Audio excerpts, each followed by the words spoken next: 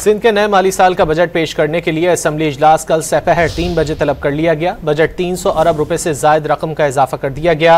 रवा माली साल का बजट 3056 अरब रुपए का है।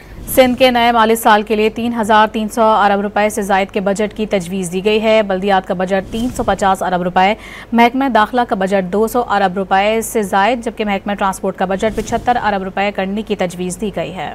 सिंध के नए माली साल का बजट पेश करने के लिए असेंबली इजलास कल दोपहर 3 बजे तलब कर लिया गया। बजट 300 अरब रुपए से जायद रकम का इजाफा कर दिया गया। रवा माली साल का बजट 3056 अरब रुपए का है।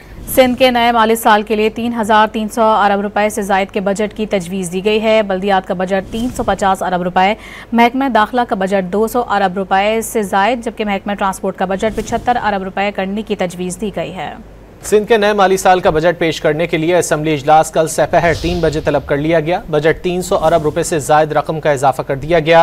रवा माली साल का बजट 3056 अरब रुपए का है। सिंध के नए माली साल के लिए 3300 अरब रुपए से जायद के बजट की तजवीज़ दी गई है। बल्दियात का बजट 350 अरब रुपए, महकमा दाखिला का बजट 200 अरब रुपए से जायद, जबकि महकमा ट्रांसपोर्ट का बजट 75 अरब रुपए करने की तजवीज़ दी गई है।